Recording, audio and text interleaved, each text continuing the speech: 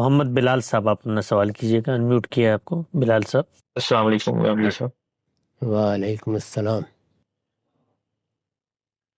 غامدی صاحب، میرا سوال عورت کی خامن سے علیحدگی اور کا مطالبہ کرنا یا خلا لینے سے ریلیٹڈ ہے۔ قرآن پاک سے سمجھ کے بہت سے علماء کرام اور ایون ہمارا عدلیہ کا جو نظام ہے وہ یہ کہتے ہیں کہ جب کوئی عورت خامن سے خلا لیتی ہے تو اس کو حق مہر واپس کرنا ہوتا ہے، لیکن اگر ایک ایسا کیس ہے کہ جس میں عورت جو ہے اس کا جو خامن ہے وہ اس کے ساتھ اچھا سلوک نہیں رکھ رہا اور اس کو وہ ایٹ دی اینڈ یہی خلا ہی لینا پڑتا ہے، تو کیا اس کیس میں بھی اس کو یہ کرنا پڑے گا، یہ واپس کرنا پڑے گا حق مہر؟ کیونکہ مجھے ایسا لگتا ہے کہ یہ ایک اگر ایسا علماء کرام سمجھتے ہیں، قرآن پاک سے یہ سمجھ کے وہ بات کرتے ہیں، تو یہ تو اس کا حق مارنا ہے عورت کا، وہ آلریڈی مظلوم بھی ہے۔ تو اس کے بارے میں کیا ہم نے غلط سمجھا ہے یا اس کا کچھ اور مطلب ہے؟ تو یہ تھوڑا سیٹسفیکشن کے لیے اس کو ذرا مزید ایکسپلین کر دیں۔ مہر عورت کا حق ہے۔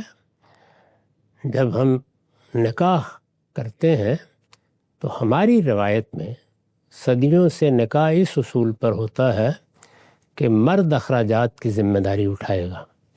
یہ ہو سکتا ہے کہ زمانے اور حالات میں جو تبدیلی آ رہی ہے اس میں لوگ اس معاہدے کو تبدیل کر لیں، عورتیں ذمہ داری اٹھا لیں، مل کر ذمہ داری اٹھا لیں۔ اس پر بحث ہو سکتی ہے کہ اس کے نتائج کیا نکلیں گے، لیکن بہرحال نکاح ایک معاہدہ ہے، دو لوگ مل کے کرتے ہیں، اس کے کچھ بھی شرائط ہو سکتے ہیں۔ ہماری روایت میں اس کے لیے جو طریقہ اختیار کیا گیا ہے وہ یہ ہے کہ مرد ذمہ داری اٹھاتا ہے، اور جب مرد ذمہ داری اٹھاتا ہے، اخراجات اس نے پورے کرنے ہیں، بچوں کے بھی، بیوی کے بھی، تو یہ پھر ایک بڑا سنجیدہ معاہدہ بن جاتا ہے، ایک بڑی ذمہ داری ہے جس کا اقرار مرد کرتا ہے۔ اس سنجیدگی کو انسانی ذہن اور انسانی شعور کا حصہ بنانے کے لیے ایک علامت کے طور پر یا ٹوکن کے طور پر مہر مقرر کیا جاتا ہے، وہ پہلے ہی مرحلے میں دے دیا جاتا ہے۔ وہ اس بات کا سنجیدہ اعلان ہوتا ہے کہ میں نے یہ ذمہ داری اٹھا لی ہے، یعنی اب میں جب تک زندہ ہوں، جب تک یہ رشتہ قائم ہے، اخراجات پورے کروں گا، میں کما کر لاؤں گا۔ عورت سے کمانے کا مطالبہ نہیں کیا جائے گا، وہ اپنے شوق سے کچھ کرنا چاہتی ہے کرے، کمانا چاہتی ہے کمائے، وہ جو کمائے گی وہ بھی اسی کا ہے۔ ہمارے ہاں اس میں مرد کا کوئی حصہ نہیں ہوتا، لیکن مرد کا مال عورت کے لیے نہ صرف یہ کہ جائز ہے بلکہ مرد کی ذمہ داری ہے کہ وہ اس پر مال خرچ کرے اور فراخ دلی کے ساتھ خرچ کرے اور اچھی معاشرت کے جذبے کے ساتھ خرچ کرے۔ تو یہ مہر ہے، اس کے واپس لینے کا تو کوئی سوال ہی نہیں ہے۔ یہ بحث اصل میں ایک عملی صورتحال کی وجہ سے پیدا ہوئی، اور پھر اس کے بعد ہمارے فقہا جس طرح سے اس کو تعمیم میں ڈال دیتے ہیں، قانون میں بالعموم ایسا ہوتا ہے، وہ ڈل گئی ہے۔ ذرا تھوڑی دیر کے لیے تصور کیجئے کہ کسی شخص نے کافی بھاری رقم دے کر مہر کے طور پر کوئی 2-4 لاکھ ڈالر دیے ہیں، ہاتھ پر رکھ دیے ہیں، نکاح کر لیا۔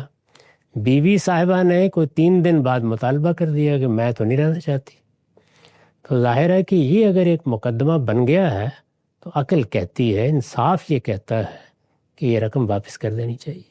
تو نوعیت کا فرق ہوتا ہے، اس کے لحاظ سے انصاف کے فیصلے کرنے چاہیے۔ یہ کوئی قاعدہ کلیہ نہیں ہے۔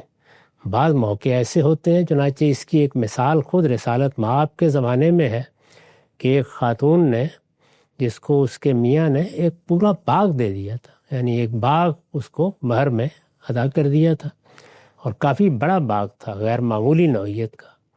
اس نے آ کے کہا کہ میں الگ ہونا چاہتی ہوں، اور زیادہ عرصہ نہیں ہوا تھا، اور یہ بھی کہہ دیا کہ کوئی شکایت نہیں ہے، بہت بھلا آدمی ہے، میرے ساتھ بڑا اچھا 2-4 روز تک، مہینہ 2 مہینے گزارے ہیں، بڑا اچھا سلوک کیا ہے، مجھے پسند نہیں۔ اور جب رسول اللہ صلی اللہ علیہ وسلم نے کچھ توجہ دلائی کہ بیوی کو خدا کا خوف کرو، تو انہوں نے کہا کہ مجھے بھی دیکھ لیں، اس کو بھی دیکھ لیں، مجھے تو اندیشہ ہے کہ اگر میں اس کے ہاں رہی تو یعنی ایسی ابا ہے میرے دل میں، اس کو دیکھ کے پیدا ہوتی ہے کہ میں کسی کفر میں مبتلا ہو جاؤں گی، تو میں الگ ہونا چاہتی ہوں۔ حضور نے فرمایا اچھی بات ہے، لیکن پھر وہ باغ واپس کرو۔ تو یہ ہے اصل میں وہ بات، ایک موقع کی، محل کی، کس طرح ہوا معاملہ، اس کا ہرگز اس سے کوئی تعلق نہیں ہے کہ 10 سال گزارے، 20 سال گزارے، اس کے بعد طلاق کی نوبت آ گئی تو آپ اب مہر واپس لیں، کوئی حق نہیں ہے مرد کا اس کو واپس لینے کا۔